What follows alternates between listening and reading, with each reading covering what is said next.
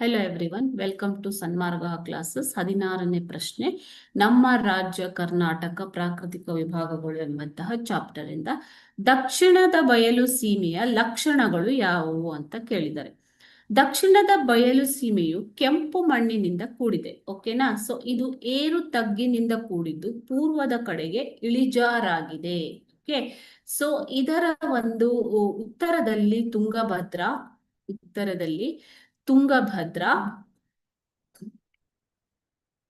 ನದಿ ಪಾತ್ರದಿಂದ ದಕ್ಷಿಣದ ಚಾಮರಾಜನಗರ ಜಿಲ್ಲೆಯವರೆಗೂ ಹಬ್ಬಿರುವಂಥದ್ದು ದಕ್ಷಿಣದ ಬಯಲು ಸೀಮೆ. ಓಕೆನಾ? ತುಂಗಭದ್ರಾ ನದಿ ಪಾತ್ರದಿಂದ ದಕ್ಷಿಣದ ಚಾಮರಾಜನಗರ ಜಿಲ್ಲೆಯವರೆಗೆ ಕೂಡಿರುವಂತಹ ಪ್ರಸ್ಥಭೂಮಿ ದಕ್ಷಿಣ ಬಯಲು ಸೀಮೆಯ ಪ್ರಸ್ಥಭೂಮಿ. ಓಕೆ, ಸೊ ಈ ಪ್ರದೇಶವು ಏರು ತಗ್ಗಿನಿಂದ ಕೂಡಿದ್ದು 900ರಿಂದ 975 ಮೀಟರ್ ಎತ್ತರ ಉಳ್ಳಂಥದ್ದು. 900ರಿಂದ 975 ಮೀಟರ್ ಎತ್ತರದಲ್ಲಿದೆ. ಓಕೆ, ಪೂರ್ವದ ಕಡೆಗೆ ಹೋದಂತೆ ಇದು ಇಳಿಜಾರುಗಳಿಂದ ಕೂಡಿದೆ. ಸೊ ಇಲ್ಲಿ ಬರುವಂತಹ ಜಿಲ್ಲೆಗಳು ಯಾವುವು? ಚಿತ್ರದುರ್ಗ ಬೆಟ್ಟಗಳು, ಬೆಂಗಳೂರು ಗ್ರಾಮಾಂತರ ಜಿಲ್ಲೆ. ಓಕೆನಾ? ಬೆಂಗಳೂರು ಗ್ರಾಮಾಂತರ ಜಿಲ್ಲೆಯ ಸಾವನದುರ್ಗ. ಇಲ್ಲಿ ಬರುವಂತಹ ಬೆಟ್ಟಗಳು ಯಾವುವು ಅಂತಂದ್ರೆ ಸಾವನದುರ್ಗ, ಶಿವಗಂಗೆ, ತುಮಕೂರಿನ ಮಧುಗಿರಿ, ಓಕೆ, ನಂದಿಗಿರಿಧಾಮ, ಚನ್ನಕೇಶವ ಬೆಟ್ಟ.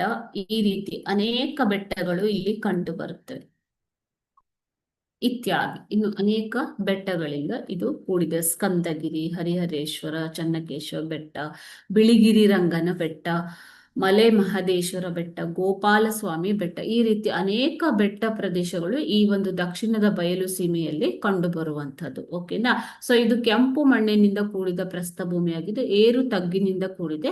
900ರಿಂದ 975 ಮೀಟರ್ ಎತ್ತರದಲ್ಲಿದ್ದು ಪೂರ್ವದ ಕಡೆಗೆ ಇಳಿಜಾರಾಗಿದೆ. ಇಲ್ಲಿ ಅನೇಕ ಬೆಟ್ಟ ಗುಡ್ಡಗಳು ಕಂಡು ಬರುತ್ತವೆ. ಪ್ರಮುಖ ನದಿಗಳು ಯಾವುವು ಅಂದ್ರೆ ಕಾವೇರಿ, ಪಾಲಾರ್, ಪೆನ್ನಾರ್ ಇಲ್ಲಿ ಹರಿಯುತ್ತಿರೋ ಪ್ರಮುಖ ನದಿಗಳು. ರಾಗಿ, ಭತ್ತ, ಮೆಕ್ಕೆಜೋಳ, ಕಬ್ಬು, ಶೇಂಗಾ ಮತ್ತಿತರ ಬೆಳೆಗಳನ್ನ ಬೆಳೆಯಲಾಗುತ್ತೆ.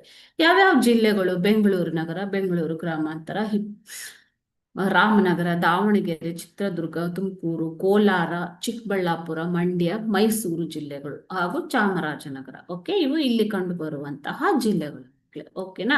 ಸೊ ಇಲ್ಲಿ 2-3 ಸೆಂಟೆನ್ಸ್ ಕೇಳಿದ್ರೆ ನೀವು 2-3 ವಾಕ್ಯದಲ್ಲಿ ಬರಿಬೇಕು. ಅದೇ ರೀತಿ ಇನ್ನು ಜಾಸ್ತಿ ಮಾರ್ಕ್ಸ್ ಕೇಳಿದ್ರೆ ನೀವು ಎಲ್ಲಾನು ಬರಿಬೇಕಾಗತ್ತೆ. Okay, thank you.